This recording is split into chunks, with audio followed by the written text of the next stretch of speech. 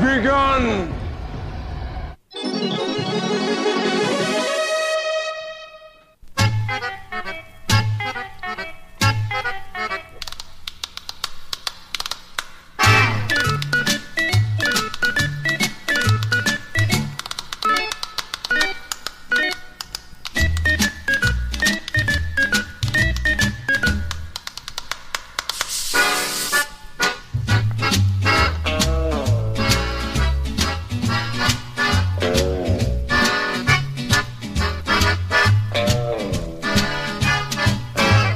Hello, and welcome to the CTB show. Today is August 12th, 2018. The weather is craptacular.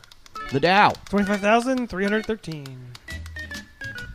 I guess that's the same. I don't know. It's down 200 points. Welcome to the show. You know, one of these days I want the Dow to just, suddenly be below 20,000 and just be like, wow, now we have an actual thing to talk about. But it's just... it never moves! What does it mean? I don't know what it means, but it means something, buddy. My name is Evan the Mayor. That is Brian the Levy. I probably should have Googled it by now. Googled what? What does the Dow mean? What does the Dow mean? It's an index of companies. I ask most weeks. And that is Casey the Kasem. Howdy. And that is Max from the Baltimore Spirits Company. Oh, hey. Hey. Off mic, Caitlin and Liz. Liz is sitting by, but Liz, you should say hi because you're technically a host. What up, y'all? Yeah, you make it onto one out of every 20 of these episodes. Thank you for being That's generous. Caitlin's here every week. Yeah, Caitlin does not get recognized. Caitlin is Brian's ride every week. I need her. Yeah. Brian's ride from work and a method of transportation to the show and provider of beer for the show. Yes. It's very important. Quietly the most important person on this program. I think she's been waiting years. She's been waiting years to hear this. Far more important than Casey, whose equipment this is. Without beer, this podcast could not be possible. Are you out of your mind? No. But fortunately, we have a guest today that has brought us some delicious whiskey. Wait, hold on. What are these products actually? Yeah, no, I did bring some whiskey. I brought Epoch Rye, which came out in March, and we make its first rye distilled in Baltimore in about 75 years. And I also brought the Coffee Baltamaro, which is a lovely Amaro made with coffee. It's kind of a core botanical.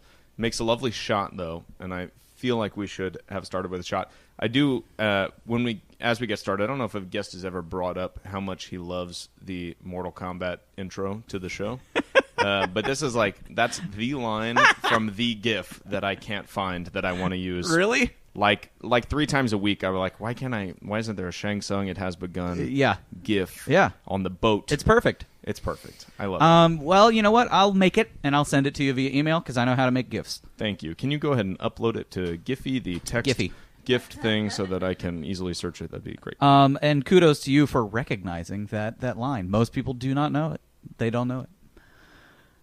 Top of the show plugs! All right, so this weekend, I mean, this is not a thing that you're going to be listening to. It's too late now. In the future, this Warby Parker promotion has gone fantastic. So let me explain the background of this promotion. Warby Parker, normally when they advertise their try-at-home program, they pay 50 cents if you sign up, which is, not great. But this weekend alone, only, they said, hey, you got a minimum of 10 people to sign up for this shit. We're going to give you $10 a person. And I got very excited. Very quality iframe.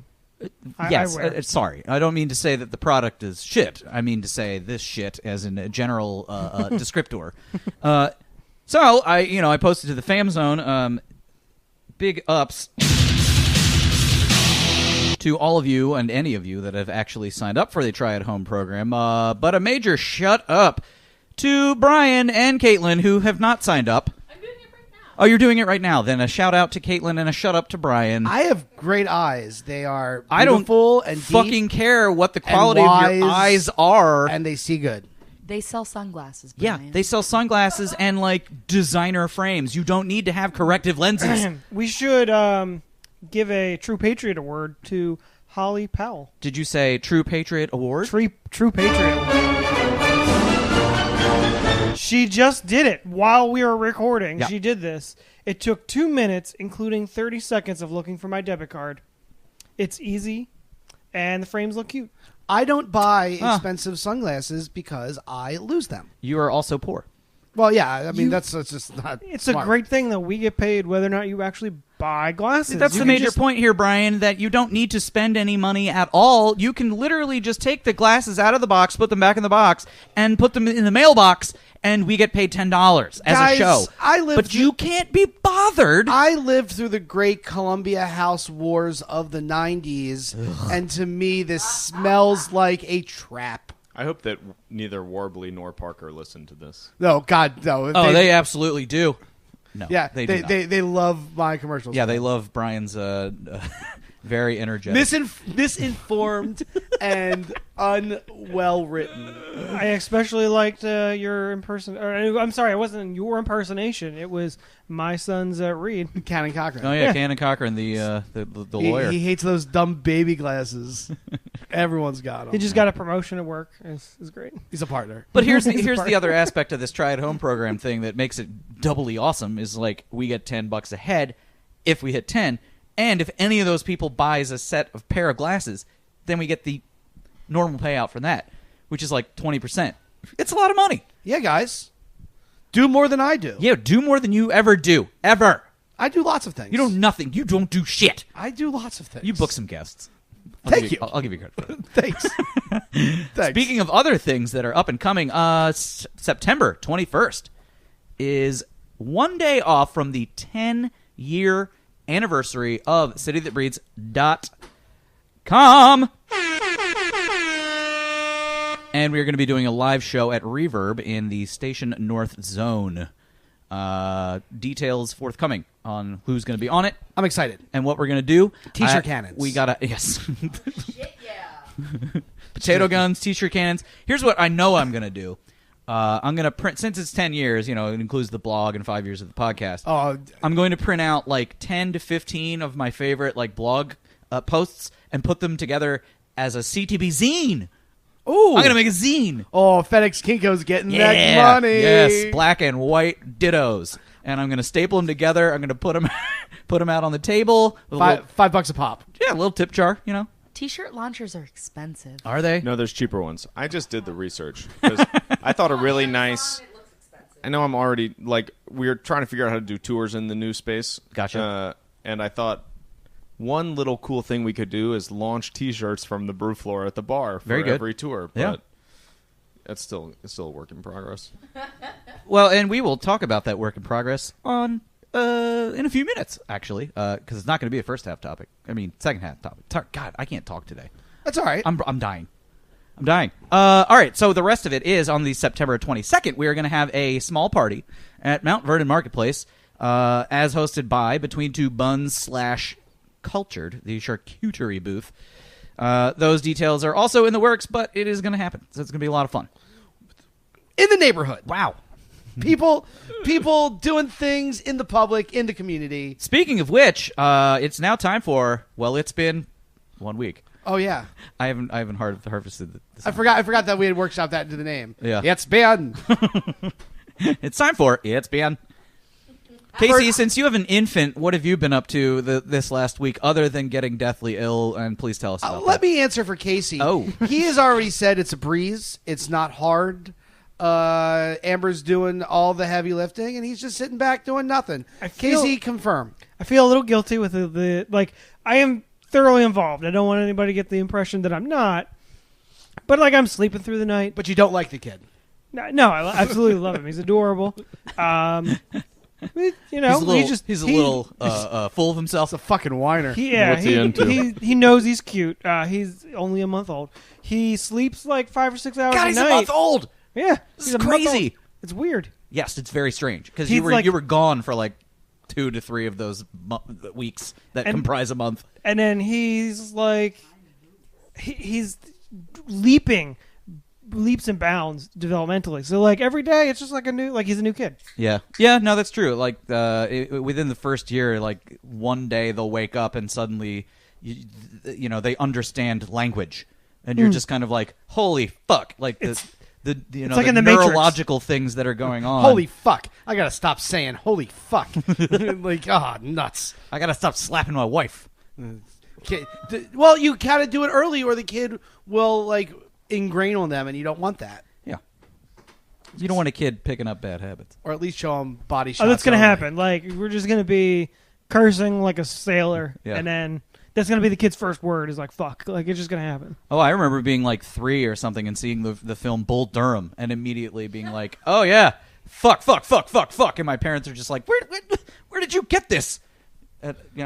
Movies. My first repetition from a movie was Holy Mary, Mother of God from the end of Goonies. I was like, I'm going to say that. And my dad's like, where did that come from? Like the Goonies.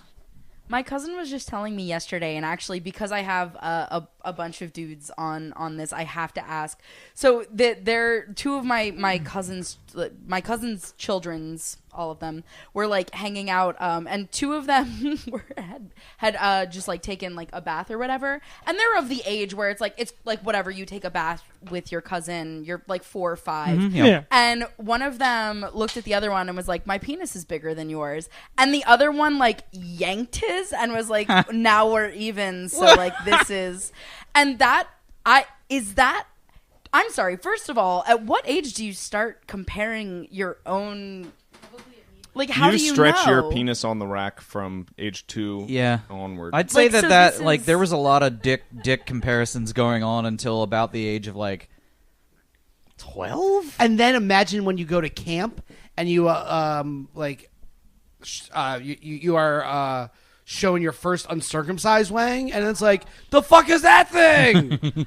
We are talking about little Jewish boys, so actually, Well, so then the little Jewish boys go to camp, and that's the first time they see Gentile dick. And it's like a new thing. It's a new thing. Yeah, it is weird how And you call that kid chicken dick the rest of the Right. summer. Right. Like when you're young and don't know the rules of society. This is interesting to me because it's essentially the natural state of things, right? Kids say the Like, darndest things. Yeah, we have no problem. I'm Like, just amazed that a month old Casey's kid is already pulling out his dick. yeah, it's Like, whipping Wait, it hold out. on. Where did that come from? oh, right. I thought- forgot. It's No. Liz's. It's Liz's. I mean, I was on a boat ride like last September-ish, and You're pulling on your dick. I was pulling on my dick. I was just waving it around like, guys, look at my dick. No, there was a very, very young girl. She was like maybe 4. And no, she wasn't. Hold on, let me finish. She, That's what you told her. there was an adult. No, questions and concerns. there was an adult lady that was on the boat, and the young girl just like reached up and grabbed her by the boob. She was just like, "Give me that. That's my boob. Like, give me it." And everyone was on the boat just kind of laughed. And I was Children like, have that's no assault. Children have no boundaries. No, they don't. Yeah, I was like kind of just floored by the conversation, like the fact that the boys knew to compare themselves to each other. Oh, and yeah, that, like, innately. and that one of them was clever enough to be like, mine's big enough now, what are you gonna do about it? Like that just like that kind of floored me. I was just like, Love it.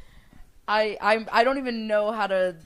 I'm glad I was not present for this conversation. My cousin was telling me that she was, and she was like, I was honestly trying like not to laugh so that they couldn't hear that I was listening. Yeah. Cannon doesn't have time for these things. He's too busy. He's too busy. He just made partner. You know.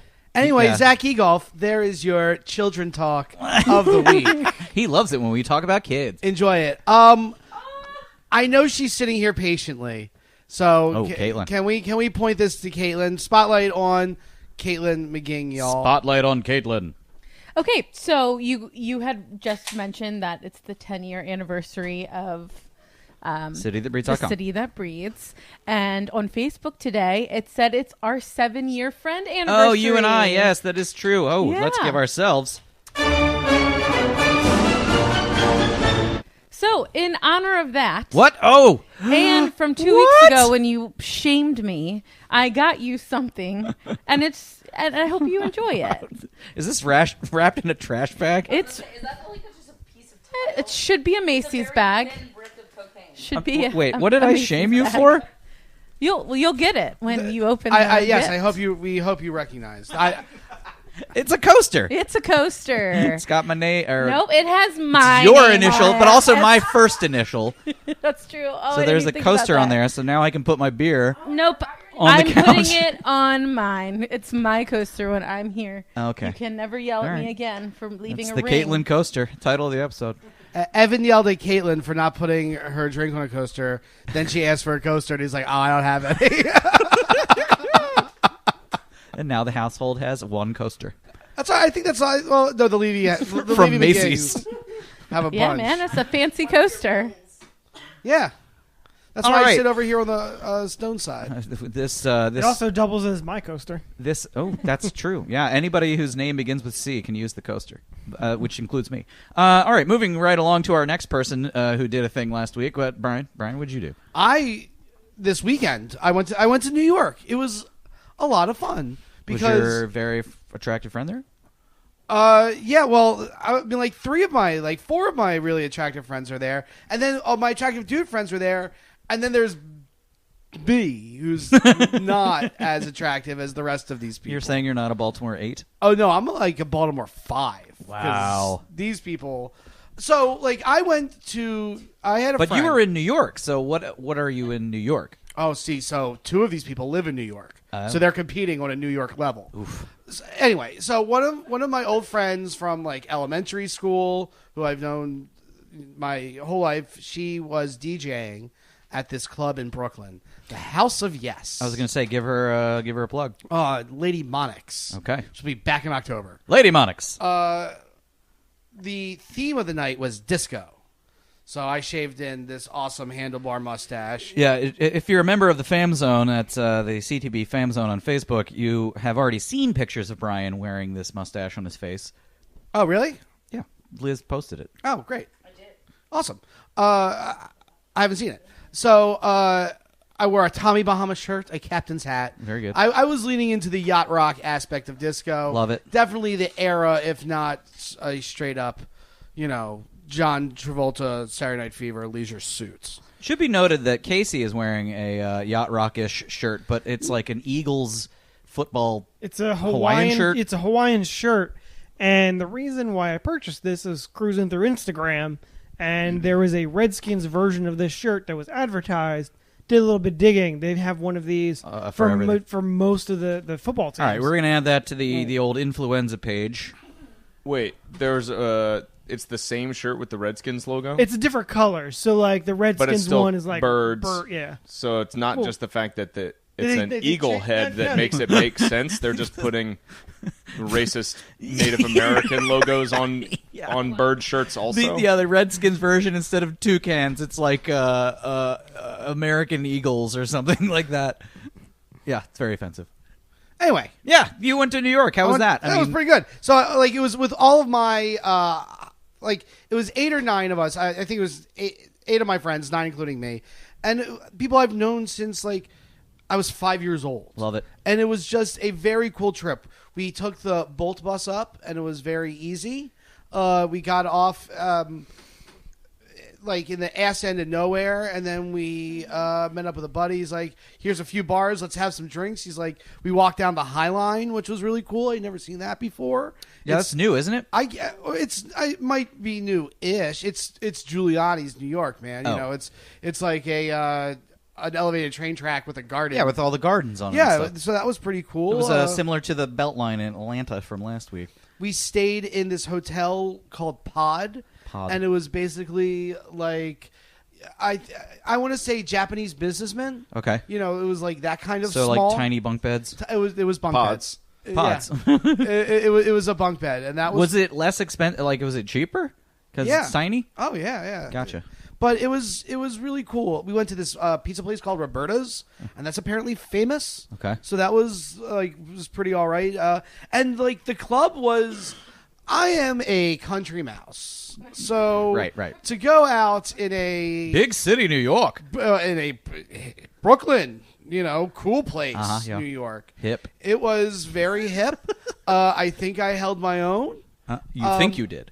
Well, man, my friend didn't go on to 1:30, and by that point, I was shit faced. 1:30? Yeah, in the morning. I was Whoa. out. That's I like was the beginning out, of the night. Fuck that. I was out till I don't like give a shit if it's a 2:30. city that never sleeps. I like to sleep. It was baller, bro. Like we got to the club at like 11 midnight, something like that. Remember when you started to pregame at like 10 and then wound up going out at like 11:30? So I started pre-gaming at 4. whenever I got off Yeah, the 'cause we're bus to old. New York. That's what you do. No, but I pre-gamed from 4 till the end of the night, 2:30. Did you take a nap anywhere in between? Casey, you've seen me drink. Do you think I needed one? I don't know. I mean, we're kind of old. I did not. I do remember chugging an iced coffee. I said make sure it's an iced coffee so I can get it down fast. And Because that's a good idea. yeah. So it was. You're right. It was probably didn't need that kind of up and down. Liquor's downer and alcohol's and caffeine's an upper. But it was a great time. Great time. Very good. Very good. Like I said, my friends are all ridiculously good looking, and I am disgusting. So that's not like great. Oh, Caitlin, it's fine. I know who I am.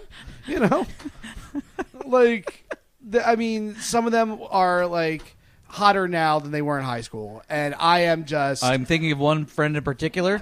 I am just no. It could be completely different friends. There is something for everyone in this crowd, and here I am, big fat gut. You stand out from the crowd. Well, it's like I was legitimately cosplaying Captain Lou Albano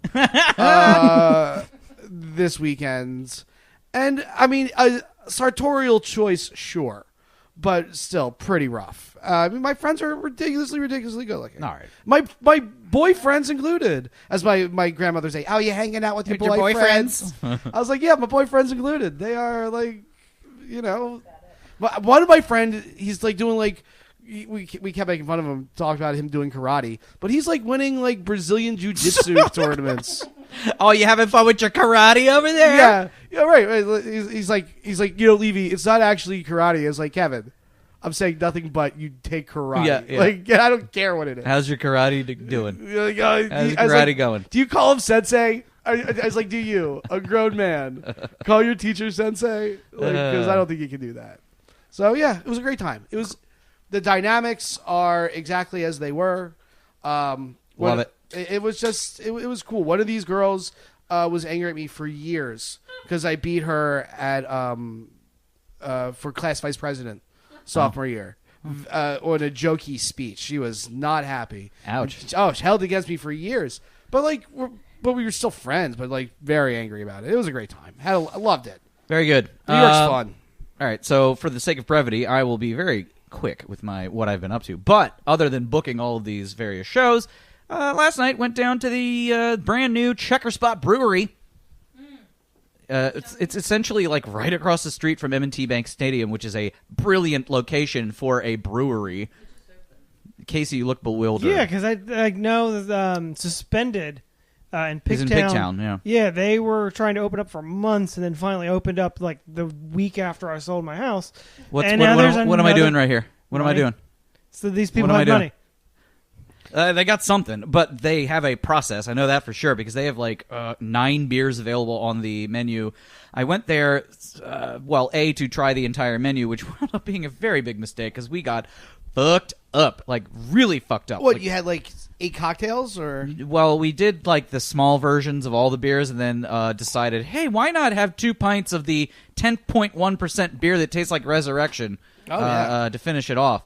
That's a bad idea. Just don't do that. It was a very bad idea. My childhood best friend and I wound up sitting on this couch and passed out simultaneously, and I woke up at some point and I was like, well, I'm going up to bed. And I don't think I've recovered yet at all. It's South Sharp Street. Yes. So the main point of the visit actually wound up being very fruitful because I met the brewmaster named Judy, and I also met the brewmaster from Waverly Brewing Company, Greg, and they're both going to be on the show at some point. So we're making friends with lots of people. I think that's the whole point of this show, as I've announced in previous weeks. It's all about bolstering the Baltimore scene, making relationships with those people, and doing things. And one of those things I'm talking about is foaling. Foaling? Foaling. Like making new horses? Foaling. No, it's football bowling. Oh, I thought it's a Michigan thing. I thought you meant Foaling. Foaling. It's a game. It's basically the combination of cornhole and Beirut, or beer pong, if you like.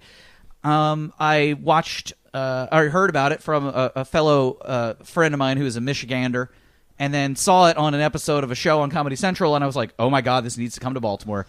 If an axe-throwing bar can succeed in Baltimore, then we can have foaling events at various breweries and distilleries like Baltimore Spirits Company over here, and I think people will go gaga for it. So, but the Cat Cafe closed down, so let's wait to see how that axe throwing bar goes before we bring an all new concept This is not to town. this is not a bar. It's an event. It's a thing. Oh. It's like a, hey, foaling at this place, foaling at that place. Yes, sir. Do you?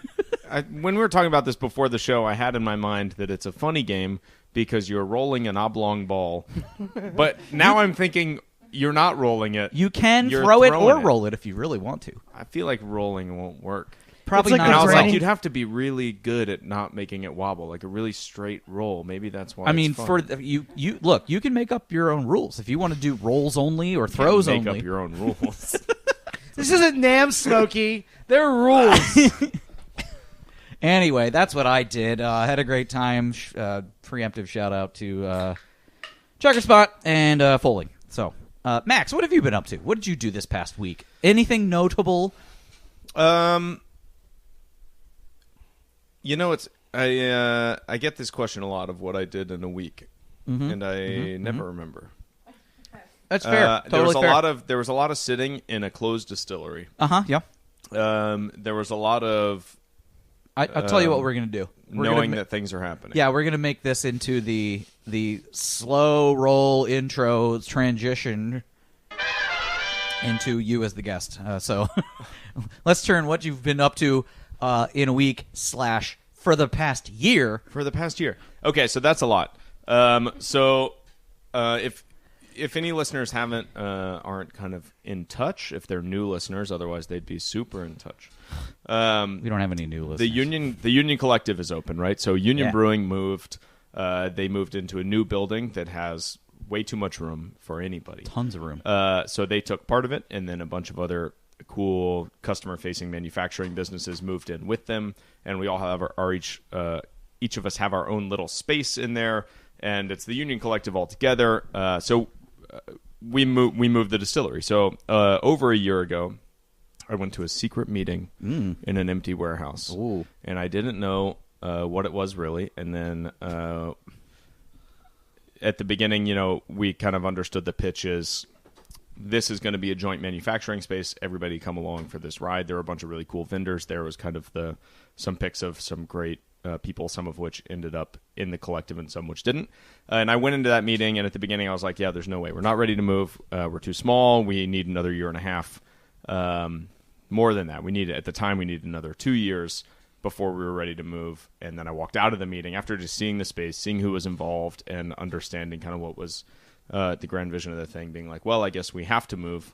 And at that point, we were small, trying to figure out week to week how to keep our doors open, having a great time, but just kind of typical small business problems, like the idea that we were going to move and expand and acquire 4 times as much space. I was going to say, like, new equipment expand and all this even stuff. before you had the things out of the barrels. The whiskey wasn't even out. Yeah. The whiskey still wasn't out when we had this meeting.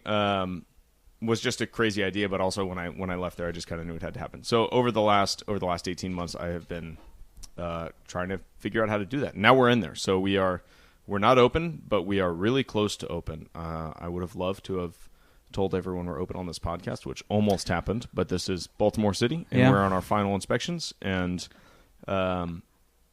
it's just not a smooth ride. That's all. When do you expect to get that call? When do you hope? Like sometime this week, or is that Last week. Last week, gotcha. So I now you're just expected sitting. it last week. Yeah, so it's not just there's still like actual people that have to come see the space, and I thought everyone would have come through last week. It didn't end up that way. We think this week, and if it doesn't happen this week, we'll think next week, and it'll just go on and on. But our original open date was February. Oh, Last shit. February. That was our original when we kind of opened in our money raising phase. Our business plan was we opened in February with everybody else. But even Union didn't get open until May or June. I think it was June. Maybe it was July. I don't know. But one thing that you said is it's Baltimore, which I think is shorthand for a thing that maybe listeners who are not from Baltimore don't quite understand, that getting off the ground is, if you're like a business in Baltimore, if you're not like a huge company, can be extremely troublesome. The only reason it's easier for big companies is because they have the cash to not open for 6 months, right? Like, it's not good for them either. But I mean, look, I think even Sagamore Spirits, right? Like the kind of quintessential biggest version of what we could have done, opened 6 months late. 6 months later than they wanted to because of the inspection, rebuild process, and permitting and all this stuff. So, Pauly G's, which is a wonderful pizza place, but it's not a pizza place without backing. It's backed by one of the best pizza places in Brooklyn, and had a lot of support trying to get open. I feel like they took an extra year once the fire marshal got in there. It's what I crazy. mean? Just crazy. It's a funny thing.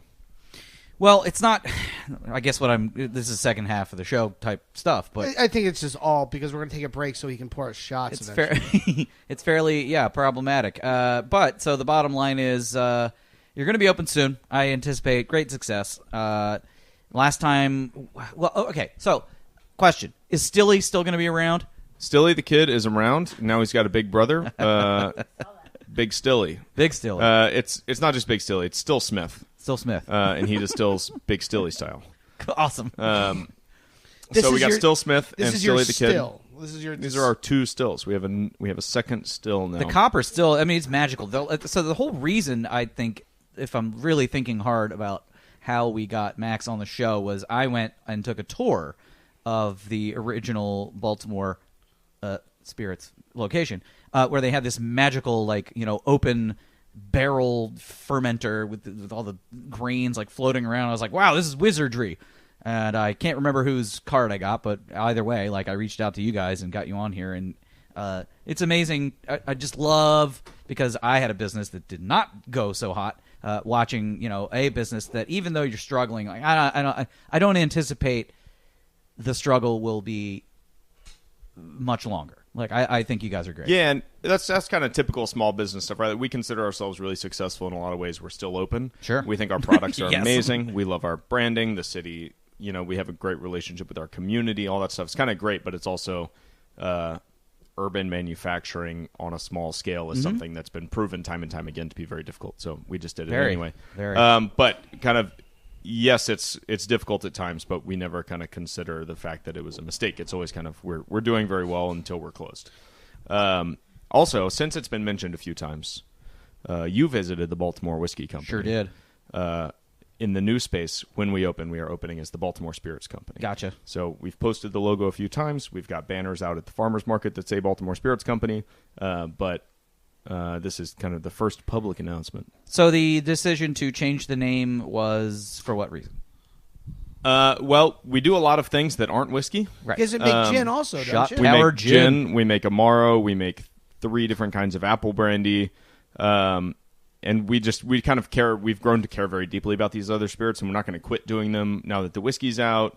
And the truth is that we may be sold out of whiskey from time to time over the next couple of years, and there's going to be a weird little Easter egg in our history where the only time we were called Baltimore Whiskey Company is when we didn't have any whiskey.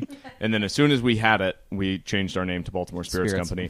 But, people come up to us at the farmers markets when they see our sign, and they're like, oh, whiskey, huh? And we're like, no. Gin. So we kind Brandy. of, we operate on a broad scope. It turns out multiple revenue streams are better than just one. It depends on the size of the stream. I don't need an actual answer to that statement. But in general, the more stuff you have, the more stuff people will buy. Brian, I think you were here for the last time that Max was on the show, and yes. The point is that whiskey aging takes a little longer than making a straight-up gin. Correct.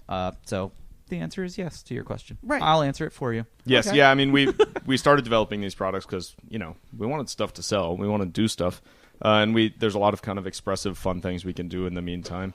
And we love whiskey, and the whiskey is great. If anybody hasn't had it, and a lot of people haven't because we keep selling out of it, so people keep wanting to buy it and they don't have it. But we won double gold at the San Francisco World Spirits Competition Nice. with Batch 1, which is the Oscars of spirits competitions. The Oscars of Spirits Competitions, title the episode. I love it. Bourbon Pursuit called it the best 2-year rye they've ever had. Fuck. And then we won gold in New York as well. Nice. And just the reception's been great. So the whiskey is great, but we're not going to quit doing other things, and we kind of care as much about everything else as well. So, all right. So I have a question before we get to this taste test /break /shoutouts. And I think I asked this of a former guest who of Wild Kombucha, who is being moderately successful growing a product in the area. Are you interested in just being like the finest rye whiskey in the region or the world? Okay, that was the question. Do you want to like get mass production? Do you want to like be huge? When we expanded the system, and if we push the new system hard, we can make about 16 times as much spirit as we do on the old scale. But I am a simpleton. I have no idea what that means. Like right. How many? So, but the point is bottles? that we don't really we didn't. It doesn't take 16 times as much labor. We will always be a small team because I think the reason our spirits are to the quality that they are is that we don't have R&D rooms where we taste test them with 20 random people off the streets. Like, these are expressions of our personalities, and it's a very small group, and we all are very like-minded about what we think is quality. So we would really like to be international. We'd like to be across all 50 states. We'd like to be in Europe. We'd like to be in Asia. We'd like to be really just all over the world, anywhere that will take us, because we think we only are interested in making spirits that deserve that kind of interest. But as we scale up, if we had a massive production facility, it would still run pretty lean. Like, we're super invested in this idea that the team is the team, and it'll always kind of be a reflection of us. So it won't be. I don't think we'll ever be quite as efficient as Jameson, which can run as 3 people at all times. So the entire Jameson distillery is operated in a control room, and it can be run by 3 people at any given time. But we do anticipate being kind of small and hands-on kind of during the whole thing. I love it. My mind is friggin' blown right now. Like, just one guy with one button, another guy with another button, another guy with another button. Third guy has a wheel. It's kind of a yeah. It's like the Panama Canal room. A button, a hamster wheel, and an old timey dumbwaiter. Yeah, one guy with a dumbwaiter. I love it. That's intense. Cool. So what do we do? Do we do a taste test now, or should we wait till after the? You want to do a shot before the break, and then we'll hang out and sip on some whiskey during the second half? Okay. Yeah. Cool. Because the drunker we get, the better we get. I've That always has said been it. proven on this show. I have definitely not deleted past episodes because I was too drunk. I've said it. False. Thank you. All right, we are pouring Lizzie? some shots. Ooh, Liz is refusing. Oh, this is the Amaro. I'm sure it's delicious. So I am actually like not Tell me about Amaro. What is Amaro? Yeah. I'm a dullard. tell us all about it, because I don't know shit. So, I'm just gonna tug from Smells this bottle. delicious. We do 3 kinds of Amaro. This is our coffee Amaro. Amaro is originated in Italy on the Amalfi Coast.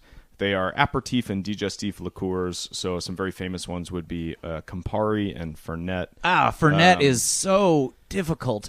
Yeah, so we actually make a Fernet, but it's actually a little bit less difficult maybe than some others. I brought the coffee one because it's almost the perfect bartender shot.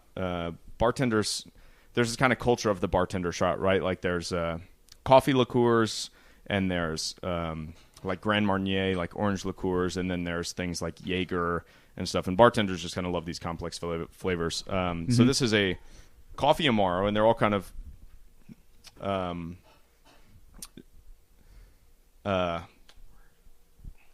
defined by their bitterness, right? So they're kind of bitter liqueurs. They're a little bit bitter. Coffee really central. There's also a lot of orange peel in here, and there's some anise. So a little bit of kind of licorice. Is this like a Malort? Like in Chicago, they all do Yeah. Malort. It smells like a coffee Malort. Yes, so Malort's a botanical liqueur, so similar category. It's really bitter. Ours is not as unapproachable as Malort. This coffee liqueur, I think everyone's going to. I've had 6 shots of Malort in my life, and at this point, I think I've started to like it. Yeah. It's an It really acquired opens taste. up. I mean, that Fernet, like when I used to hang out at Bad Decisions, they had it on tap, and that is like drinking motor oil. It is very challenging. Yeah. But here we go. Let's taste this stuff. I will. Mazel I'm just, tov. I'm doing it. Oh my god! It tastes like a better Jaeger to me. That is a good way to put it.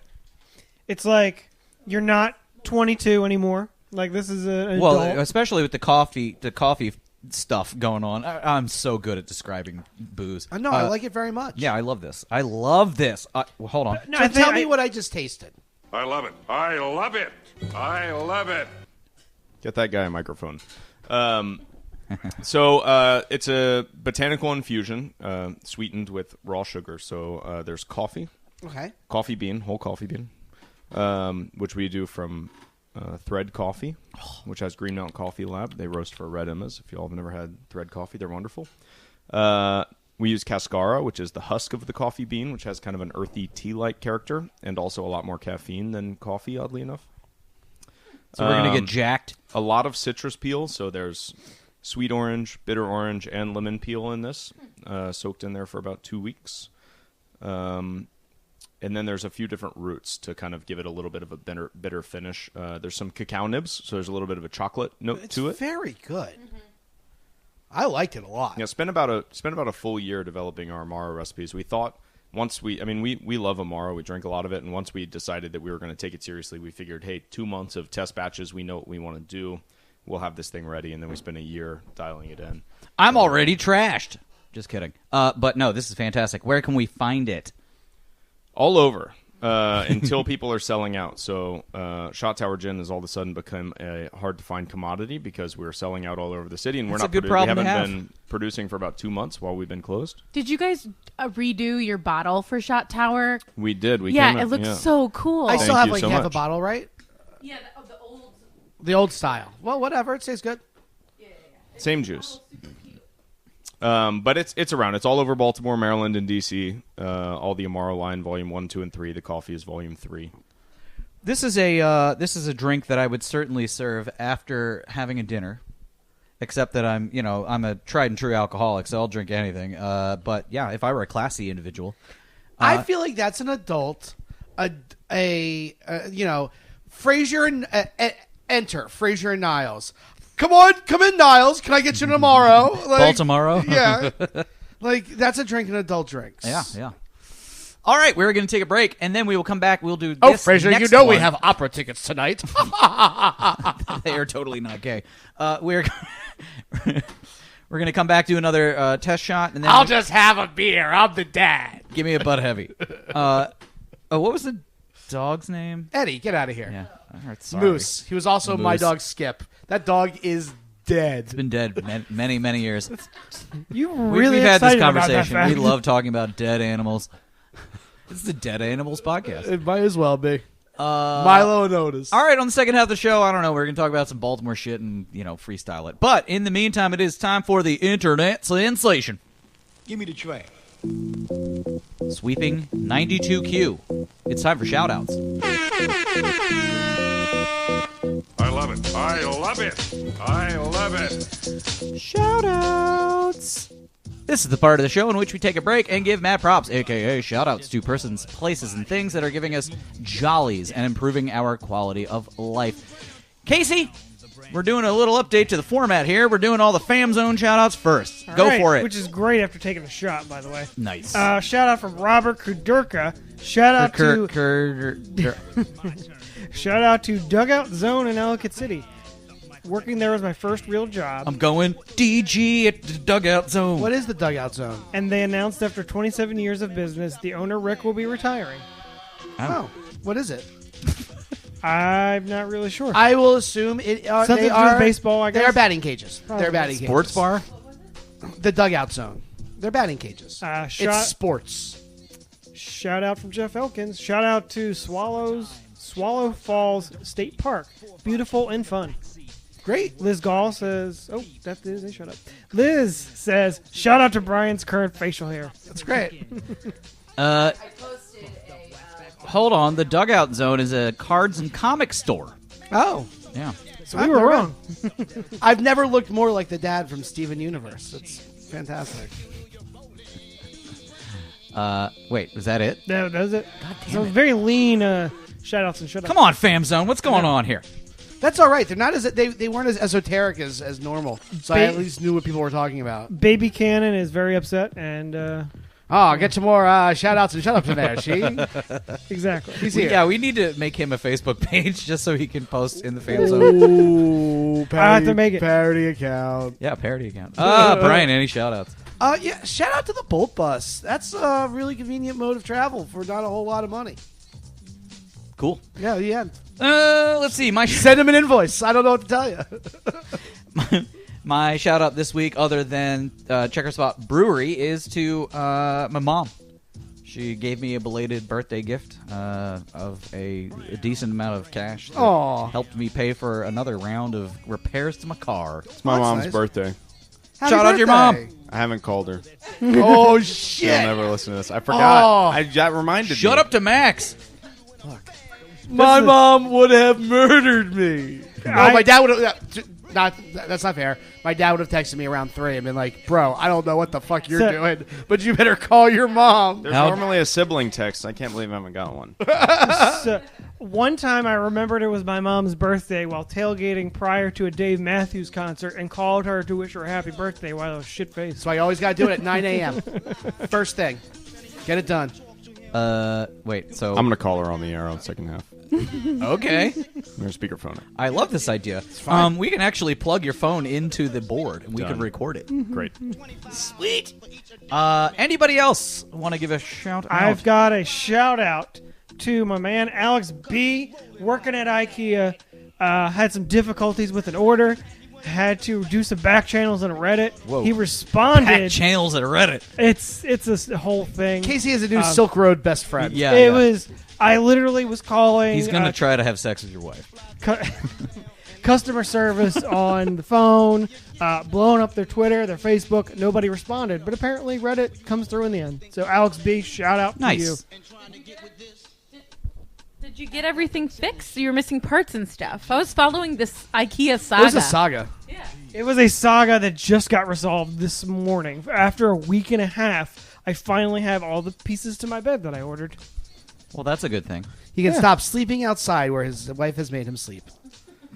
That is not. Be a man, put together your own bed. Sleep outside.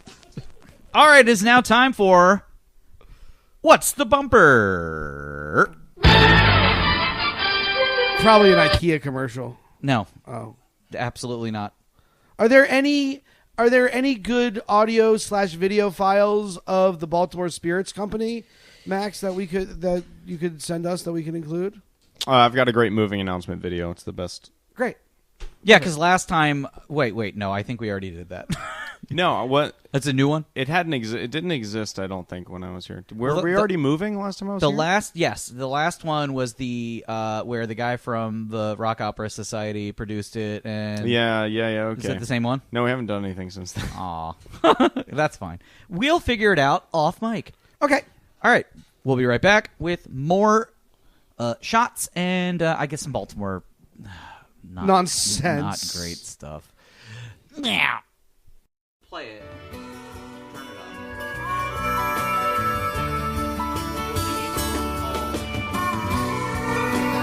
on. Should we officially come back from break, or okay? And then we can edit out any silence that we need. All right, we are back from break. Thank you very much to Caitlin for signing up for the Try at Home Order Warby Parker campaign. All sunglasses. True patriot. Unlike Brian Levy, who is a not patriot. Cool. You look very, disapproving of my opinion of you. I'll live with it. You know what? It's like when your mom is like, "I'm disappointed in you." I am. We're about to disappointed. hear that exact thing. Like you just gotta live with it. It takes 2 minutes. 2 minutes, Brian. Well, we'll see. We'll see what the rest of 2 my minutes. night was Two leads minutes. to. All right, we are back, and we are going to do A, taste test, B, a phone call to mom. Which first? Good question. Which first? Guys, anybody else on the show? I can dial my mom if somebody wants to pass the whiskey bottle around and start pouring Excellent idea. the whiskey. Great. Max is going to wish his mother a happy birthday That's why he's an entrepreneur. I'll hand that to you. while we pass around this bottle of booze and pour ourselves some Lizzie, hand me one of those shots. glasses. I'm gonna have I hope Brian, she- read I the really hope label she and tell answers. us what the booze is. Have y'all ever been amused that you dial 666 for mom? I've never MOM? I've never MOM? been MOM. It's Baltimore Epoch, pot distilled, small batch, straight rye whiskey, 750 milliliters, 50% alcohol by volume. All right, Mom is being called. Hello. Hi, Mom. Hi, sweetie. How are you? Very good. Happy birthday.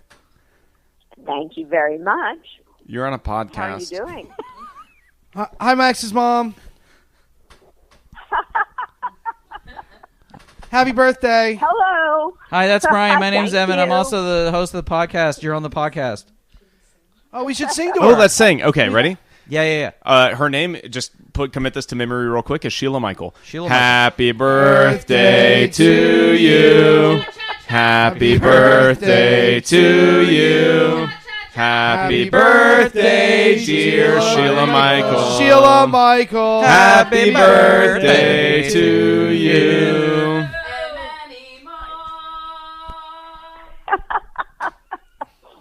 Well, thank you so much. Were you upset that Max has waited till like 7 p.m. to call you?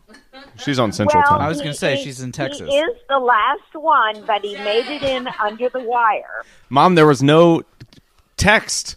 You got to get on Sarah. She's the oldest sibling. She's supposed to remind us. Oh, well, I'm so sorry. But, It's Yeah. Sheila how or old Shirley? are you now? Sheila Michael. Oh. What's that? I said, how old are you now? How old am I? It's not Yeah. my birthday. I'm 33. But I Well, remain so 4 years younger than maybe Sarah. There is an age at which you could remember my No. Oh, It's relative age, Mother. Sheila, And are it you never on, changes. Are you on Facebook? I'm on Facebook. Well, then I mean, Facebook should have reminded you. Well, how I'm do just you- saying there's lots of problems here. That's how I knew. I had, yeah, that's a good point. There were a lot of people wishing me happy birthday. I'm saying. Look, not only did I wish you happy birthday, I had all these strange people wish you happy birthday. Exactly. This is definitely the most exciting birthday call that I've gotten. for Yeah, sure. Sarah didn't do anything like this. I heard.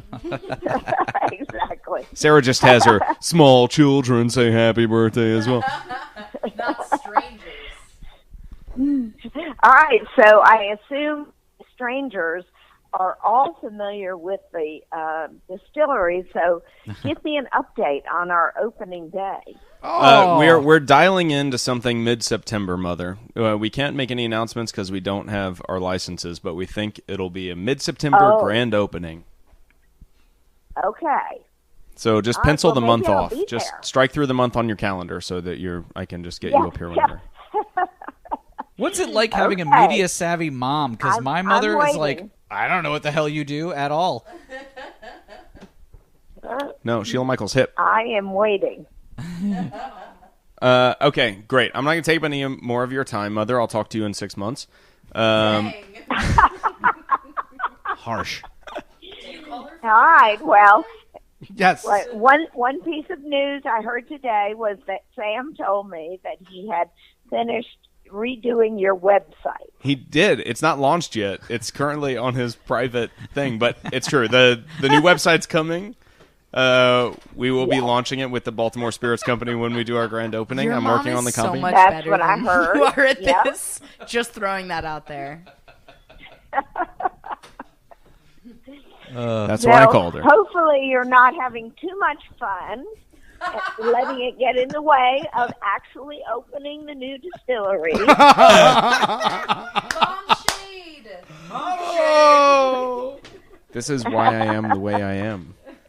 This is Yeah. 30 years of this. This is amazing. Yeah, 33. Yeah. All right, Sheila. Well, I'm going to say it's time to hang up on you. Sheila, Michael, I'm sorry. It's All right. Thanks, Mom. I'll Thanks, talk to you Sheila. later. All right, sweetie. Okay, love you. Love you too.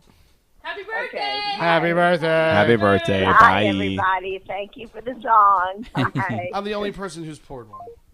Here. All right, Evan. we're done. We're done. Aw, that was so cute. That was amazing. She was so I- funny. All right, so we've been doing this podcast for a very long time. That was the first time we've ever done like a phone call. That's very And successful. I'm very, very glad that was. I'm gonna pour this. I'm very glad that was the phone call. So this is more of a sipping whiskey. That This- couldn't have been cuter. This epic whiskey, right? Yes. I love your mom was amazing. Epic, EPOCH. You do say epic. Yeah, okay. Yeah. Quit talking about my Epoch. mom. Should we turn down my mic again? I feel like I got turned up real loud. Oh yeah, you. All right, we're pouring this Epic It's whiskey. not Epoch. Epoch. Epoch. That's like one of those words you read in books. Brian, never really- you poured yourself a very hefty amount of booze. I think Liz poured it. I did. I'm sorry. All right, Liz wants you to get shitty and embarrassing. All right, Well, I well, am- tell us Is what this, we're. is this a shot or is this a sipper? However you want it. But tell us what we're drinking here. So, Epic Rye. This is the first rye distilled in Baltimore in over 50 years. It's probably something close to 75 years. It's hard to pin a date on it. It's a straight whiskey, which means it's over 2 years in the barrel. We started distilling it in 2015 was our first kind of fermentation start. Came out in March on St. Patrick's Day, just because that's when it all came together. Came out on St. Patrick's Day this year. And has had a really wonderful release. You know, we don't do any short aging stuff. We don't do any small barrel stuff, just because that's not the style of whiskey we're trying to make. So we've been waiting on it for a long time, and just continue to make it, and put it in barrels. And we took a lot of steps to make sure it was worthy of the name. And now that it's out, the reception's been great. So it won a double gold medal at San Francisco World Spirits Competition. Did I do this off mic or on mic? no, You you did this on mic, but about the Baltamaro. No, it was about this. Oh, it was about Whatever, this. I'll listen to Yeah, it the again. coffee Amaro did win a gold medal at the New York International Spirits Competition. But the whiskey has really just been super well reviewed everywhere it's been. It sells out at the releases. The third release will be as part of the grand opening party of the new distillery. We're excited to make a lot more of it, spread it more around, and have it be not such a scarce commodity, but definitely worth showing up for. And it is. Do you ask how much it is? MSRP $39.99. I was going to say 35 to We It's try and keep- very good. We It try is and good. keep all of our prices. We're very Baltimore conscious, right? Like, this is a blue collar city, and we really want to be kind of part of the culture. So we don't want this to just be like a $60 gift bottle for 50-year-old dudes who own a house in a Mercedes. Subtle we want it shots to be like fired.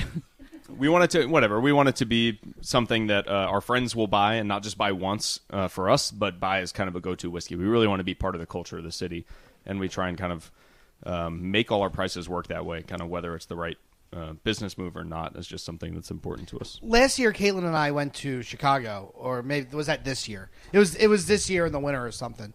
And I was really impressed by. We did this thing called a barrel tour, which was a tour around to a couple different breweries, a few different breweries around town. And really, what I took from the entire thing was, it really was a bunch of these neighborhood breweries, like serving their neighborhood. You know, they're in 7 or 8 bars. And that's what they're doing. They're in a few grocery stores, and that's what they're doing. I like the idea of, of course you want to be, you said, the world. The world. But you are Baltimore conscious. I like the idea of, if you can get this done, well, then, that's what leads to these smaller guys who are able to be like, and the idea that you're a big guy must be, insane. Like, but I mean, like, you're primed to be one of those, those movers. You're on a vanguard. Yeah, we'd like to be. That's the idea. It's a funny thing to be kind of so small and on the knife's edge at such time, and just kind of, but always be. I mean, we kind of are trying to move towards a very dim light at the end of a very long tunnel, but kind of everything we do is in anticipation of a very different future than kind of what we are now. No, it's very cool. It's a the drink is great. The drinks are excellent. I'm shit-faced. Well, yeah, I'm so wasted. What do you recommend? What kind of cocktails do you recommend? With are you guys drinking? We do a lot. We're kind of super tuned in and really kind of design a lot of the new tasting room around the kind of current cocktail culture, which we're lucky enough in Baltimore that it really hit Baltimore very hard. Right, Yeah. 10 years ago, no cocktail culture, and right now it's really kind of one of the most expressive and interesting cocktail cultures. The craft cocktail scene in Baltimore is, if not like, I'm not going to say it's bleeding edge. But it's robust, and I don't think that people that live in this city give it enough credit. Like, they don't appreciate. No, places like How- Bluebird are just awesome. Bluebird, Harlan's, Clavel. Uh-huh. You guys have bookmakers here really early. Woodbury really kind of started it a long time ago. They were the first people. I think that was the first place people went for the cocktails. I would make the argument that the aforementioned Bad Decisions. Bad Decisions is a big part. And if you look at all the great programs around the world, the family tree of the Bad Decisions bartenders is spread all over the place in some of the great programs. Yeah, so I'm absolutely. a big fan of what they did. Yeah.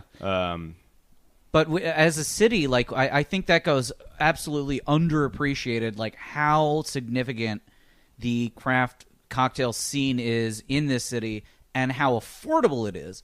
Because even if you go to a bookmaker's, like if you're getting a $14 cocktail compared to if you go to Manhattan and you get, something like a cocktail that would be made by a Ryan Sparks in Manhattan, it would be $35. Shout out to Ryan Sparks and then his brand new bar, the Regal Beagle, his first ownership stake. Please, everybody, go to the Regal Beagle. It's a fantastic spot. I love the fact that he used to work there when it was Jack's Bistro and then came back and now owns the place. It's aesthetically something Brian and I would literally cream our pants over. It's the Yacht Rock bar. Oh, I haven't been. Where is it? It's Canton.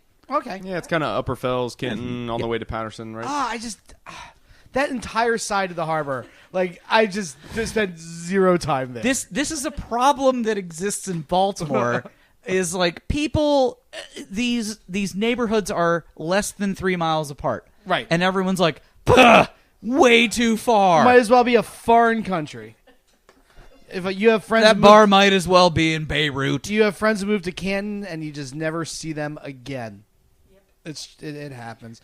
What do we have besides the move? Besides the new website? Thank you, Sheila Michael, for hipping us to that.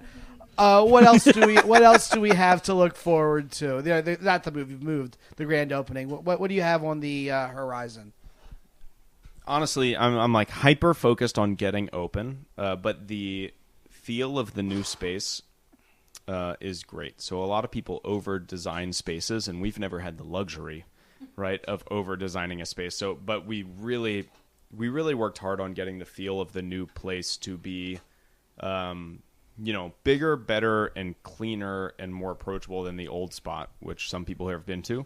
But it's very much BWC, right? Which is just it's a Baltimore place. It's going to feel amazing. So everyone needs to show up. But there are absolutely new products coming out. I think one of the most fun is the Bort. And it's the most fun because my son's name is Bort. God damn it! Yeah, your son is also named Bort? My son's name is Bort. Yeah, well, that's why I love it so Bobby. Yes. So this is kind of how Bort came along. But I feel like I don't even want to tell you what it is. Like we can just leave the mystery of Bort, and I'll just tell you that sometime in the winter we're going to release a Bort. It's a Malort, but with a B. Yeah, so it's not. So it's a Baltimore Malort. It's not. Okay. That'd be more boring than what it is. All right. I think it's actually genuinely pretty one of a kind. I think we're the only person to attempt something like this. It's been a couple of years in a barrel. And we feel like I'm excited. I hope we can be. Hope we can taste it. I mean, well, at the very least, let us know. We will share this on the various social medias. If there's some kind of opening party, tell us. We buy tickets to things. Oh, there's gonna be a party. It'll be free. Oh. We may have to schedule it because y'all have been to the Union Collective. And I'm not sure what it's going to be like if I bring another 400 people there, because that's what our last couple of releases were. You don't have to tell us about it now when the microphones are on. You do have to tell us about it eventually when the microphones are off. I'll tell you what. Tell Evan something. No. Yeah. Have Tyler email me. Anyway, all right. So, oh, that's new. I have a PR guy now. You do. Yeah. It was an unusual circumstance where the last one of the more recent guests, Sid from Wild Kombucha, I was contacted via this guy who said, I have a client. I'd like him to come on the show, and he was great. It was a really fun time. PR people are reaching out to us. Yeah. And how then did they find out? I don't know. And then he followed up and said, I have another client. It's the Baltimore Spirits guy. I was like, oh yeah, we know him. I love it. I'm excited. We're doing so much. We're great. You guys want to get naked and jerk off? That Epic hit. We're great. Time to go. It's 400 proof. No, I meant jerk off like metaphorically. Oh yeah. Did you? Liz, come on. Tyler found out about you guys from a comment on Pornhub. Ah, yeah. Well, I was. I leave so many. Someone's got to see it eventually.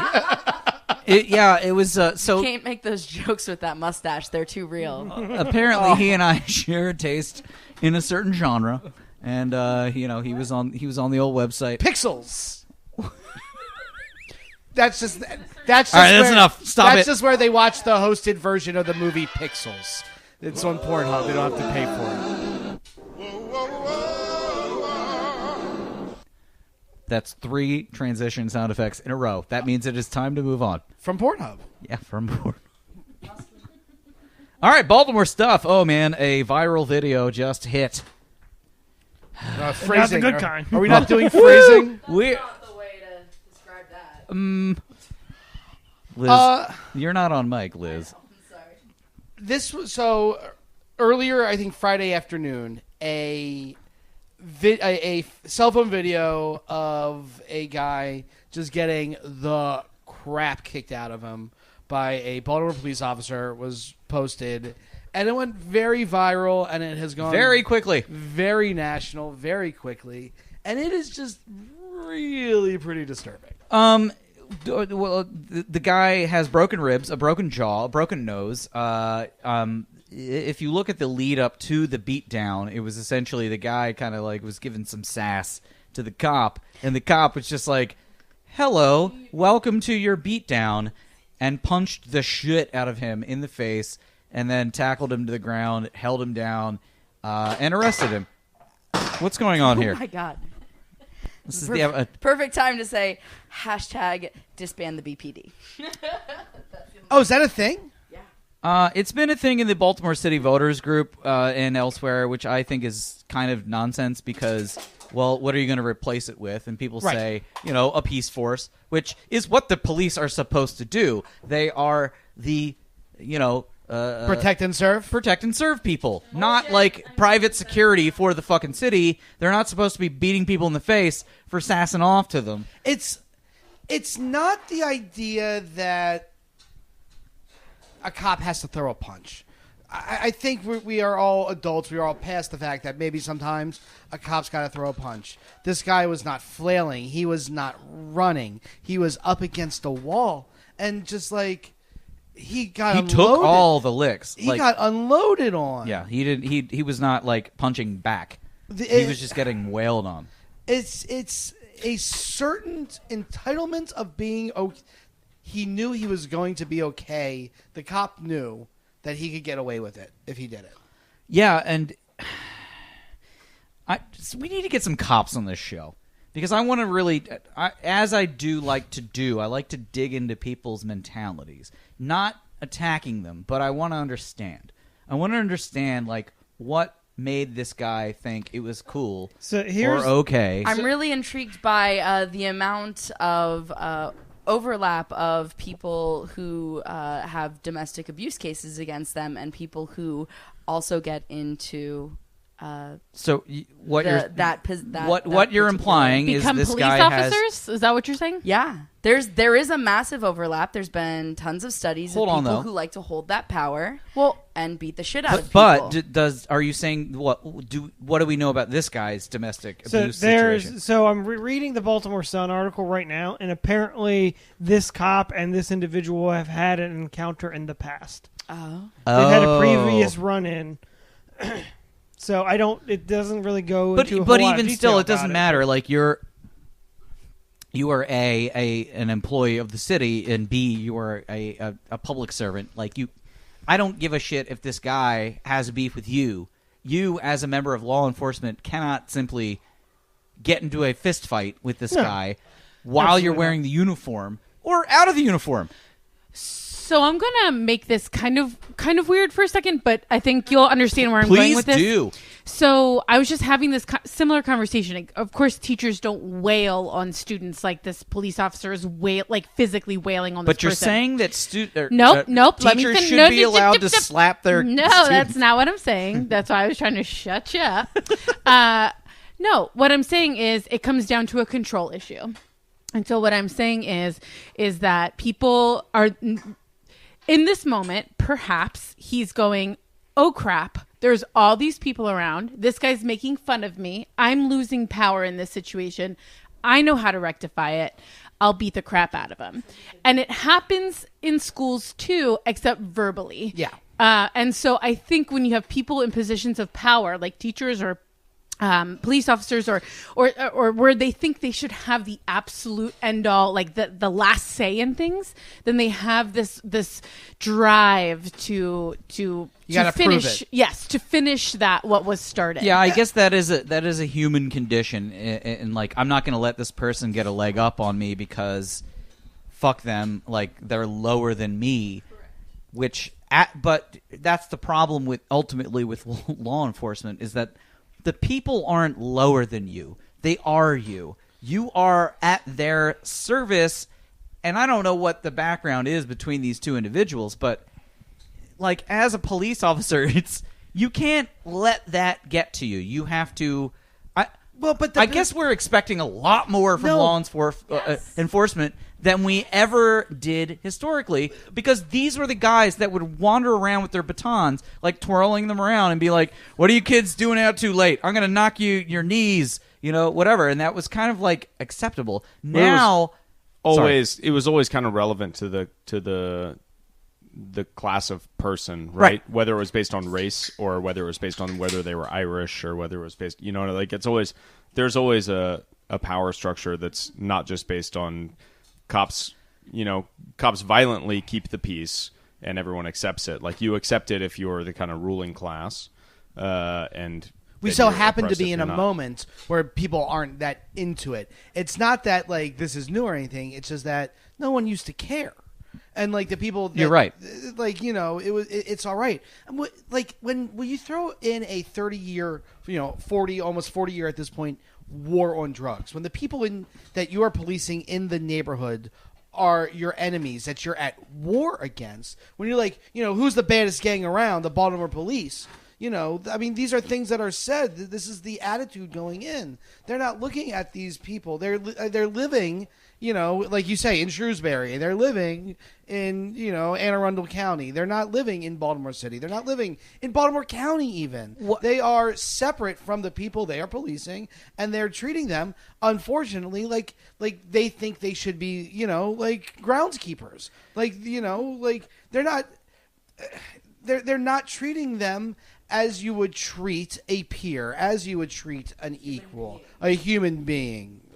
Yeah, I mean they're essentially. I'm not even going to say. I can't say for the most part. It's at this point like it's not even a question of statistics, because all these people that are super, Blue Lives Matter are like, oh, it's a few bad apples, this and that, and the other. But they act like an occupying force, not a bunch of people that are trying to support the community and walk around and make it better. Like, hey kid, what are you doing out too late? Go back to your mom. I no longer think it's a few bad apples. I now think it's 70-30 good apples, 70 bad apples, 30. And the problem is that it doesn't matter what the percentages in our jobs. If there is a few bad apples, someone doesn't get a report on time and someone's cranky about it.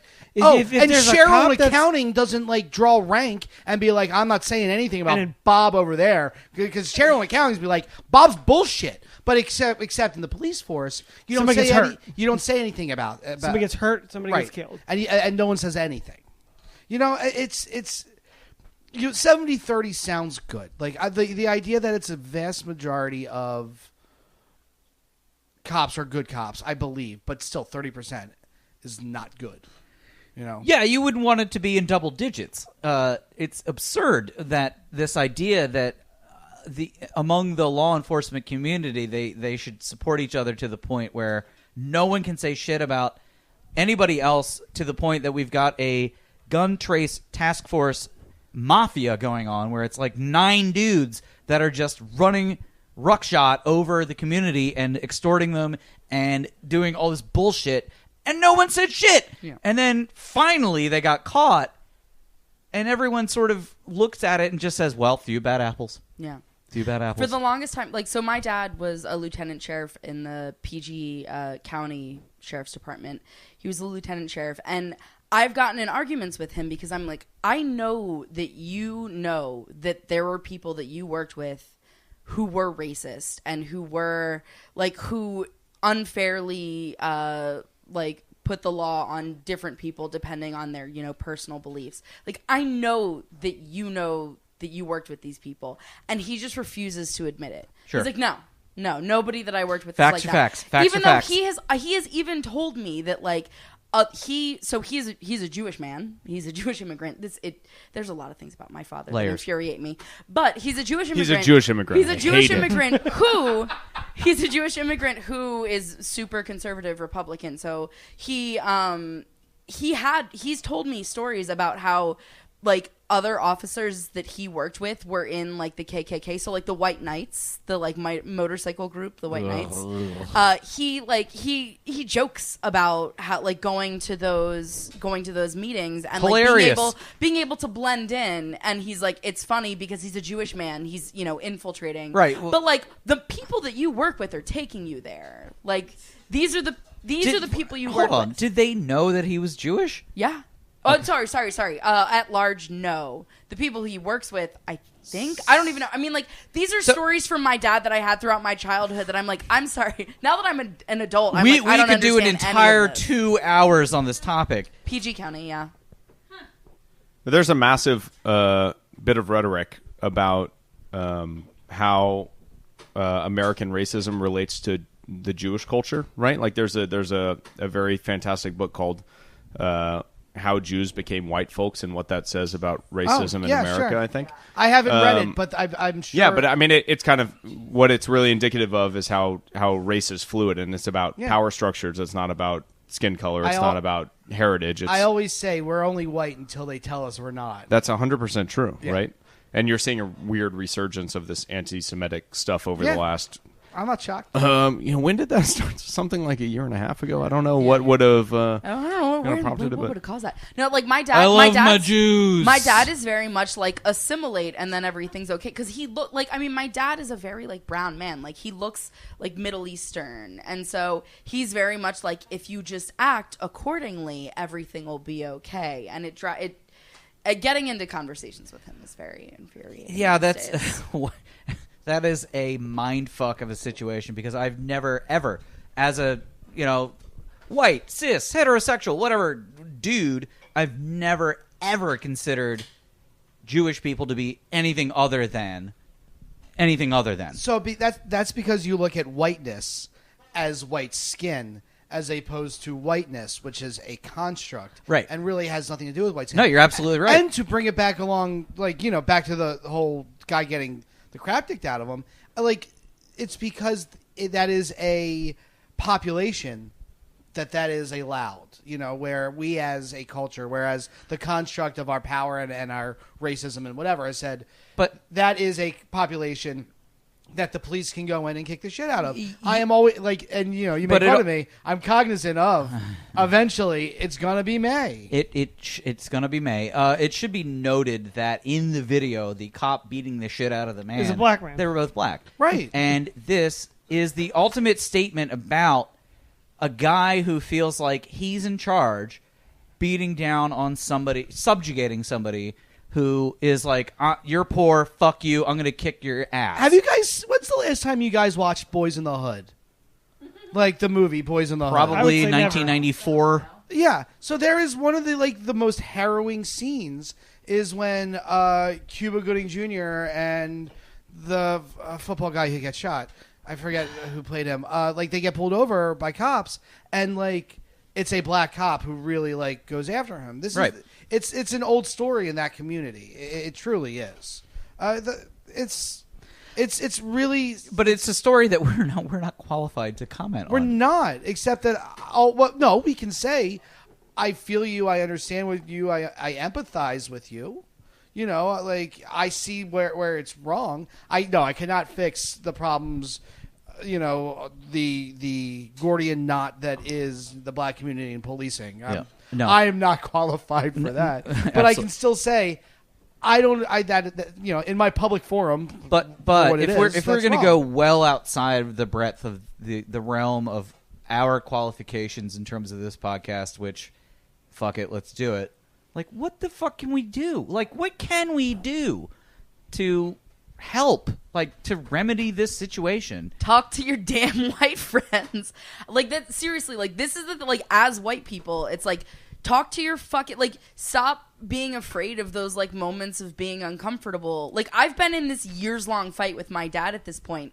Last night, I saw him at a family event, and we got into an argument about politics, and he was like, what's the problem? And I was like, you're fucking racist. That's what the fucking problem is. And he was, I'm not racist. And I was like, well, yes, you are. No, it's like, true. Fine. Yes, you can talk to your racist parents and grandparents and this and that and the other. I'm talking about everyone uncomfortable. Ruin Thanksgiving. That's what you can do. No, I'm not. Thanksgiving. I'm talking about outside the boundaries of your Title own the family. Like, what the fuck? Ruin what the fuck can you possibly do to affect change? Like, amongst the law enforcement vote. No, voting at this point is even a lie. Like, it doesn't even work. And you say outside of your family, I think if we've learned anything from Ziggy Gets It Wrong, it's the idea that if you White people solve everything. White people solve everything. If you start small, butterfly effect. I think I've said a lot. There's nothing I can do. There is nothing that Brian Levy can do. Not really, except for try to be a pretty good guy and like admit that he used to be wrong and he used to be bad and like not all the time and I still am and I'm trying to fix myself and I'm not who I was 5 years ago and I'm not perfect and I'm still going to screw up when I'm not thinking about it, but I'm not malicious and I'm really trying to be better, and that's all. It's all you can do, because as a non-legislator, like that's what I got. That's my position. All I can do is say, hey, I'm going to hear what people tell me. I'm going to say, I hear that. I'm going to act on that. I don't even have to agree with it. Just don't be an asshole. Just don't be an asshole. Don't be an asshole. Oh, my God. All these fucking Baltimore morons in their purple camo who are like, I don't agree with like all this shit. They can't get behind don't be a jerk. They jerk off every weekend yelling it in the fucking M&T Bank. They can't be like, don't be a jerk. But they're so intent on being jerks. Oh. That's a good soapbox. Thanks. I feel good. Feel good. Fuck. I forget what I was going to say. And I'm going to snip this out. Oop, hey, now. Mila. Mila has feelings. Nah, she's just lying there. It's fine. I just wish we could all get behind good drinks like Baltamaro and Baltimore Epic whiskey. That's where I'm at. That's certainly something we can get behind. Yeah. Because that's why we're as shit-faced as we are right now. I'm not shit-faced. Well, I'm worked up. Fart-faced? I'm a little worked up. That was fun. Good times. Yeah, the bottom line, I also have no idea. Other than going back to an episode we recorded maybe like 7 months ago where I essentially voiced out loud like, hey, we should get into mentoring, right? Because that ultimately is the solution to how to end this thing long term. I guess. Because mentor a racist? Mentor your white friends. Yes, mentor racists and also your white friends. Billy Bob, come sit in. No, young children, like especially in Baltimore City, where it's like it seems to be an issue where the youths are getting essentially systemically and or familially abandoned. The Boys and Girls Club of America are waiting for your call. I mean, I don't know. They absolutely are. All they need is like 90 cents a week. Oh, no. I mean, like, you could go and be like a big brother or something. God, you were just saying that you need to mentor. Yes, I know. It's a lot of work. It's a very big commitment, but it's the only way that this is going to happen. Sorry. So there's a lot. There's there's kind of a shift in conversation where the kind of to keep cops from beating you up unjustly and or shooting you, mentoring the child is not the thing. Yeah, right. So like, there's both. Like education, I think everyone in Baltimore who sees what's going on would love to kind of really invest in education because there's a lot of there's a lot of need, right, that's not being filled for kids in its education, its after-school programs, and its just supervision in general. They would like solve a lot of the kind of part of it. That is the generational solution. The immediate solution that I'm asking for about the cops has yet to be answered. Right. So my general position is there's nothing you can do. Now, a lot of things you can do might not feel like they're like really large impact. You know, you might not go change the system, but when it comes to I'm not a legislator, like you certainly have their phone numbers and emails. So I would urge everybody to call and email because there's the kind of he's amazing. There's kind of a very there's a very vocal minority who's a lot better at calling and emailing, and that really does. As somebody who's spent some time on Capitol Hill in D.C. and Annapolis. They really want to know because a lot of your politicians, some of them are really great people who have agendas that are great and they try and push their agenda, but a lot of the other ones are just kind of listening to who's calling and trying to get elected again.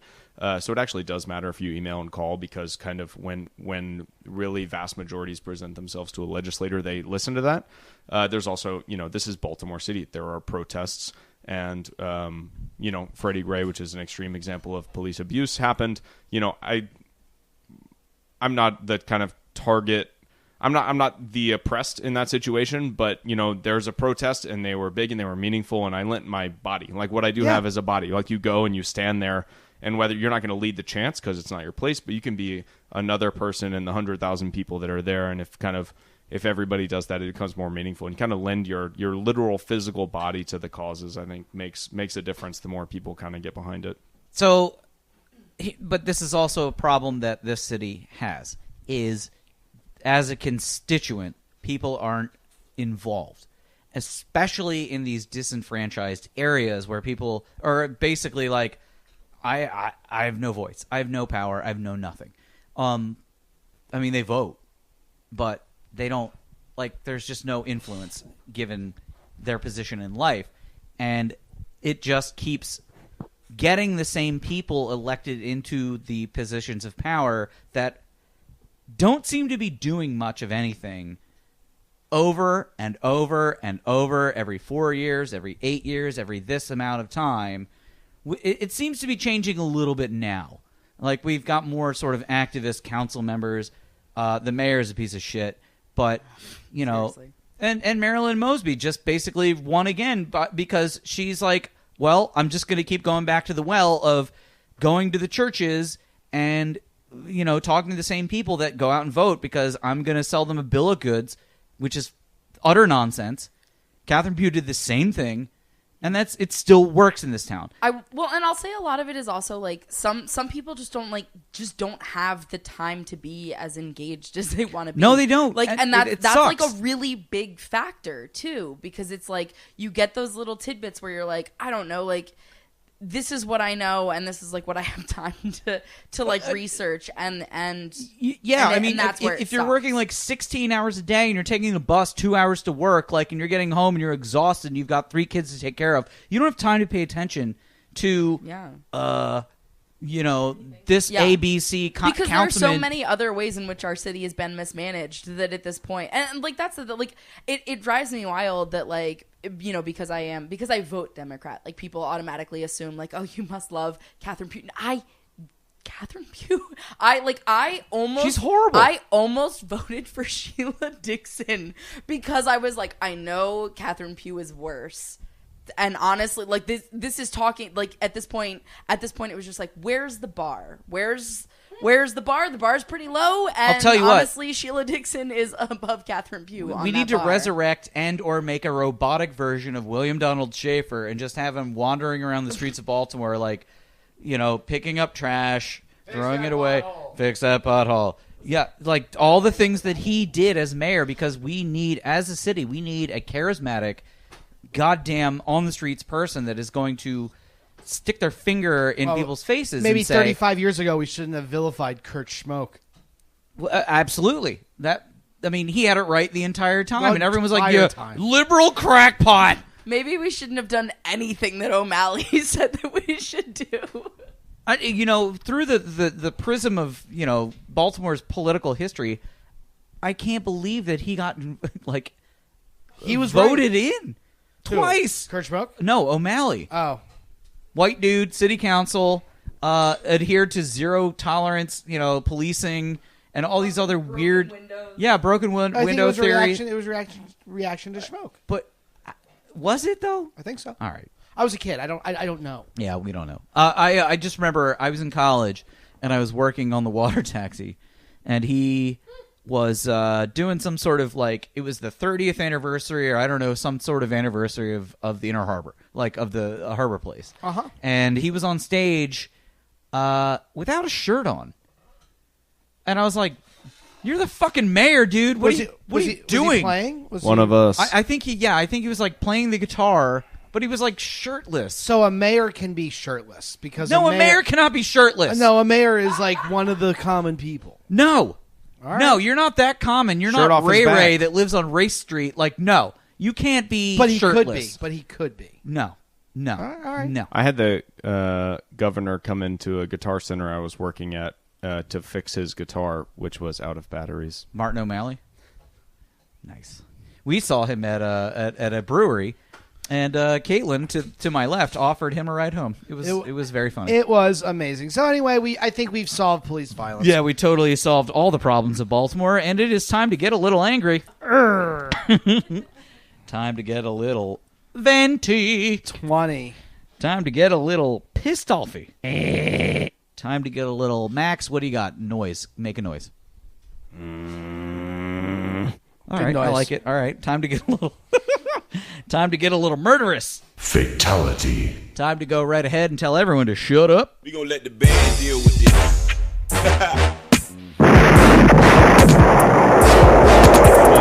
Total carnage! All right, this is the end of the show in which we give persons, places, and things that are lowering our quality of life and Deproving. a hearty, literal, and proverbial shut up. Casey, what you got? From the Fam Zone. Robert Kudurka, shut up to getting drunk and playfully kicking what you think is a piece of cardboard that actually turns out to be a very, very hard metal cover to a pipe that's buried in the ground. Oof. I've never had pain shoot up from my toes to my dick before, but I can tell you I don't recommend it. Good work, Bob. That's a fantastic topic as well. The connection to dick pain. That's part of that song, right? There are all kinds of things To the that you can window? do in life. Your dick bone's connected to your toes. You got dick bones connected to your toe bones. But yeah, I mean, you can do so many things in life that hurt one part of your body, but also hurt your dick. Does Does that happen to your vaginas? The clenched butthole phenomenon? Yeah. Where you're ooh. Tits, yeah, tits. Oh. All right, Liz says tits. Okay. Cool. I think it's just erogenous zones, I guess. Why is that? Thanks God. Human brain, bro. Nerve cells. It's all, that's the sexiest part of your body, the brain. See, because Liz has tits, but my nips don't. I don't experience pain through nips. And, Oh, I do. Pleasure and pain. Casey, what's next? Liz Gall says, shut up to the guy playing a one-man version of Frogger on Pratt Street at rush hour on Friday. Not smart. Not No. smart at all. I hate that guy. Is that everything? That's from the Fan Zone. That is everything. Oh, Max, God, you come did. on, guys. Do you have a shut up? Or are we just leaning? That's fine. Max says no shut up. Evan, what's your shut up? My shut up this week is to the 10.1% beer at Chucker Spot. Tastes like resurrection, but holy fuck balls. You forget your evening real quick. Oh, my lord. Yeah, I don't know how I wound up at home. I have no idea. We walked. I know I walked because I looked at my Fitbit and I got 2,000 steps after midnight. So that's how I know I walked home. But fuck balls, shit, ass. That is a strong-ass beer. Do not drink it. Shut up. Brian? I was up really, really late Friday night, and I had a great time, but boy, I'm just not as young as I used to be. I'm not as good as I once was, but I'm as good once as I ever once was. Shut up to getting older. To what? Getting older. Getting older. Okay. So, I want to say, shut up to Kidney Stones for taking me out of commission All right, for a week. Casey! Casey's had a kidney stone. Because what? I can't believe we didn't like delve into this earlier. Because what else would go wrong? Does it have a name? I don't know. Chase? Did you have to pass it? So I Was think it like a thing because like your wife had a baby? You're like, I need to have a baby. I don't know. I It's don't. a terrible Pokemon. Casey gave birth. Gotta pass them all. Kidney Gotta stone. pass 'em all. Kidney stone, Iman? Oh. So that's the the code word, right? Just name my kidney stones. Yes. Yes. All right, I will send $1 via Venmo to the person that says hashtag kidney stone in the CTB No, they fan have, to, zone. they have to name No. the kidney stone. Okay. Fine. Yeah. Hashtag name the kidney stone. Name the kidney stone. Yeah, name the kidney stone. No, I went And- to urgent care on last Sunday, a week ago, and they gave me a bunch of drugs and said to drink a ton of water. And I thought I was good Wednesday, and then Thursday I was like, nope, not good. How do you And know you have kidney stones? Because every time I rolled over, it was just like someone punched me in the stomach, Ugh. and I couldn't breathe. That's basically. All right, great. I don't have kidney stones. I'm super glad that does not run in my family because apparently it is like a Hereditary. hereditary Caitlin's thing. always like, go to the doctor. And I'm like, I listen to my friends describe their symptoms. I'm fine. I'm living. Like, things are great. I'm living. And then, want to give a big old shut up to IKEA Home Furnishings. Ordered a bed online and had it delivered to my house because I got a baby and I don't got a lot of time for this shit. And sure enough, the bed gets delivered, missing a lot of pieces. Tried to call customer service about 4 times. Every single time, the automated system told me to call back because they were over capacity. Blew them up on Facebook and Twitter for 4 days straight with 0 responses. Meanwhile, on Twitter, they were responding to people asking, hey, can I bring my dog to the store? Hey, what about this stool you used to carry? We I love want having the- our furry friends sit on our stools. Come see us at IKEA Paramus. That's kind of what was going on. I had to go through Reddit and hook up with a random stranger who just happened to work at Reddit and solve my issue. It took me over a week. I had to drive out to the store twice, to the White Marsh store, the first time being told they could do jack shit for me. So big old shut up to you, IKEA. Very lengthy. Shut up to IKEA. Most I've It's heard Casey 2 say in weeks. I'm at 2 the point weeks. where I've forgotten who's up next. No, I think we're I done. think that was it. Are we I think done? that's like 4 from Yeah. him. And I did one. You did one. I did one. Yeah. Max, did you do it? I, You I didn't did. have one. I passed, but in the retail vein, I'd like to just give a quick shut up to the Nordstrom Rack in Towson. Oh. And it's nothing really specific, but have you ever been there? Has anyone I ever love the been to the rack? tiramisu. Yeah. You can't get out of there without being Buying things? terribly pissed off. Oh. No, I went there to try and buy things, and I just left angry and empty-handed. Yeah, I can't deal with it, and I hate it, and I just want them to know. Awesome. Very It's a good. great platform. To All right, tell that them. has been shut up. No, this is the right place. This is the right place. Don't you feel better now? Like it just feels better. Yell into that void. That has Can't been wait for all shut this up. free shit coming the my music way. is long over. Bingo. But that sound effect. Oh, Caitlin had never seen The Running Man, so we watched that last night. Oh. Yeah, shut up to Brian. I was at a friend's house the other night, and one of the people had never seen Ghostbusters. Oh, that's So weird. we watched it. That's Pretty sure I weirder. watched it when I was like 4. Like, Yeah. How? Well, we watched it. So Yeah, I love Kristen Wiig. mission. Honestly, I like the girl Ghostbusters. LOL. It's a good version. It's fine. It's a good version. There's nothing to hate about it. I've heard otherwise, but No, I it's will, good. I will watch it and I'll make my own opinions. Now, Honestly, You hate women. Chris Hemsworth is great in the new Ghostbusters, so you should totally watch it. Let's stop calling Yes. it the new Ghostbusters. It came out like 2 years ago. It's great. We'll watch it when we get home. All right, this has been episode 240 of the CTB show. Thank you very much, Max, for coming along and giving us booze. That's what I do. Yeah, we would love to, have you involved in some capacity for the live show next month. Maybe a bottle of this Yes, please. will come along. Sweet. All right. Thank you very much for being a friend. Thank you They very wear much for being a fan. Have a great day and a better Tomorrow. yeah.